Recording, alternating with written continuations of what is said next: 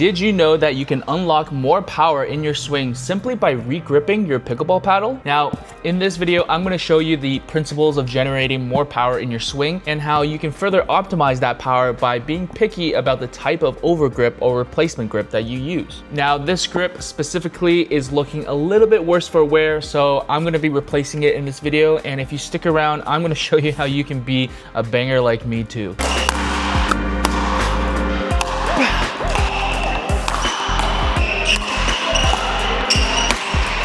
As far as duper rating goes, I'm currently a 4.253. And when it comes to play style, I'm known in my club as a typical banger.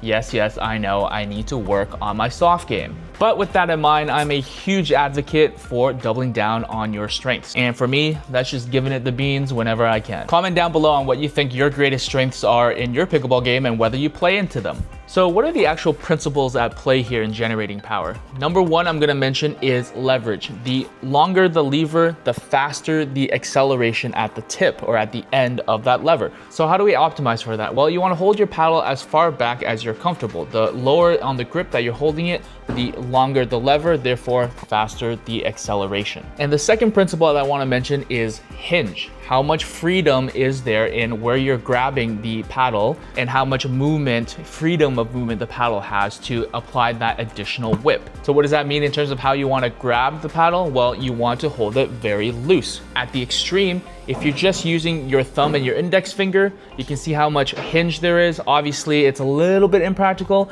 but at the other extreme, a full hand, you kind of reduce that freedom of movement. So what I actually like to do is just drop the pinky and hold it with 3 fingers and very loosely. Additionally, when you clamp down on a paddle handle, you kind of tighten up your entire forearm and you just lose a little bit of that whip and that freedom of hinge and movement that will create that extra pop of power. Now, I know what you're probably thinking. What does that have to do with the replacement grip or the overgrip at all? So based on the principles that we've discussed, we know that we need to grip the paddle really lightly, and we need to do it in a way that we're still confident that the paddle is not going to go flying out of our hands. So what does that mean in terms of the grip material that we want? Well, number one, you want something that's pretty tacky, okay? I know there's a lot of discussion around whether people like a matte finish or a stickier, tackier finish. I would say from my testing that a tackier finish is just gonna make you feel more confident that the paddle is not gonna slip out of your hands. Obviously, if you're a big palm sweater, that's something that you need to consider, that the tackiness may not help you in that respect. But for people with relatively dry palms or moderately sweaty palms, you're probably gonna be okay with something that is super tacky. The second thing that I would optimize for is to have some sort of cushion or compressibility in the grip. And what that means is you're usually gonna be looking for something that's slightly thicker, or maybe running a replacement grip instead of an overgrip and just removing the original factory grip. Why that is important is the puffiness or the compressibility of it is gonna give you some nice grooves for your fingers to rest in, such that it maximizes the surface area or the contact area to your hand with minimal compression, right? Our hands are not flat on the inside, therefore we want some shape to the handle, to the grip, so that it creates more contact and gives you more confidence holding it with a looser grip. Now that I've discussed what I'm optimizing for, which grip do I actually recommend? So this is a grip that I've actually used from my badminton days. This is the Caracal Super PU, and it is a replacement grip, not an overgrip. So to get the most out of this, I would still recommend that you replace your original factory grip with this and just run it, every couple of weeks, every couple of months, depending on how often you play, and just replace the whole thing. The reason why I say that is if you use this, because of the puffiness and the compressibility, it's gonna be too thick.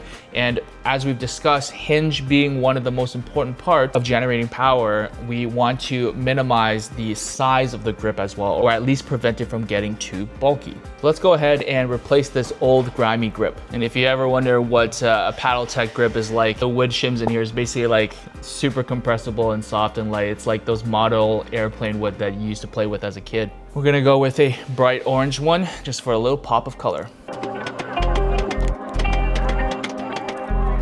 Now with this, I usually try to add quite a bit of tension towards the beginning and then slowly move to about a 1/4 inch overlap so as to not add too much bulk and too much circumference.